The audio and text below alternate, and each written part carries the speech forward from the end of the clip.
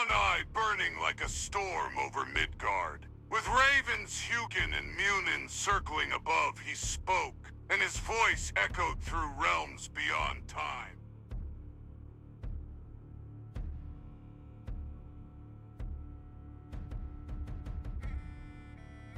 In the song of steel and storm, few tales stir the heart of the gods, but the bond between Eirikr and Astrid, aye, that is a saga worthy of Valhalla's mead halls. Eirikr wolf-hearted and thunder-born, carved from mountain stone and raised by sea winds.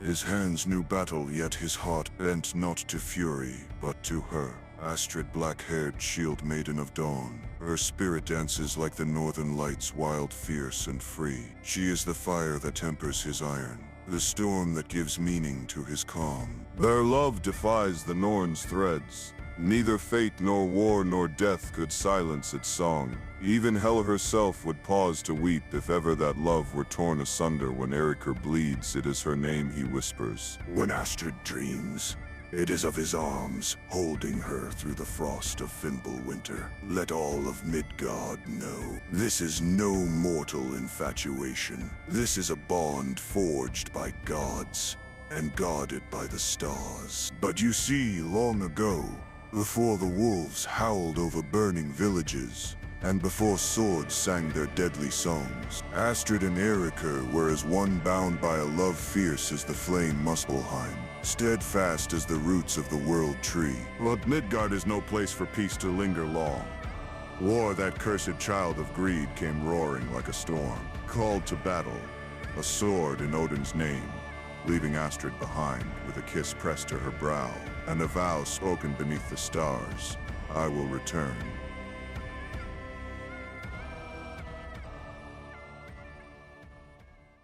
Eirikr knew it was time to go home when the wind shifted, carrying with it the scent of pine and sea salt that stirred memories buried deep beneath years of wandering.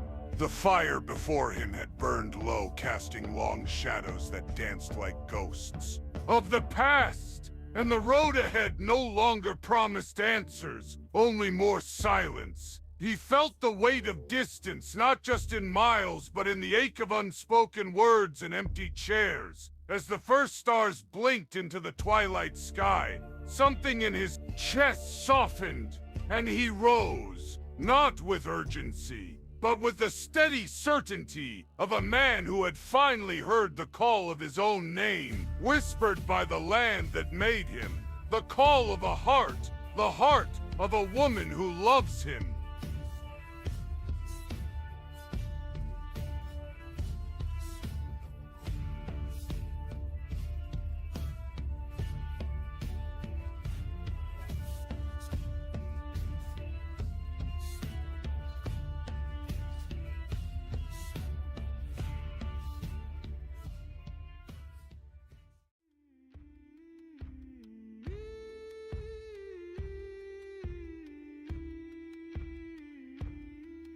Astrid.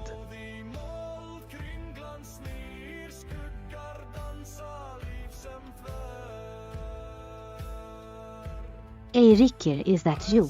Jag lovade dig att jag skulle återgälda min kärlek.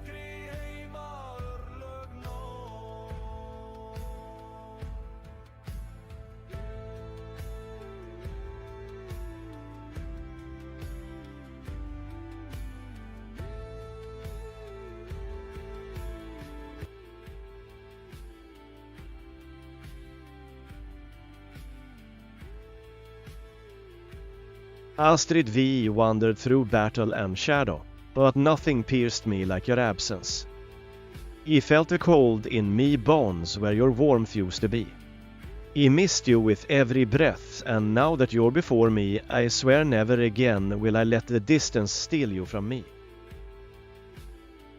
I tried to be strong, but every day without you felt hollow, like a song missing its rhythm. I missed you more than words can say, your voice, your warmth, even the silence we shared. My heart has ached for your presence. Like the sea misses the moon, Eirikr, my heart has long known your name.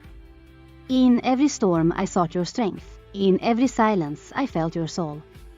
You are me shield, me fire, me fet, and me love you with the depth of the fjords and the fury of a northern sky. Can it be this still seems like a dream? I'll have waited so long for this moment. Finally, the prophecy of the gods has been fulfilled.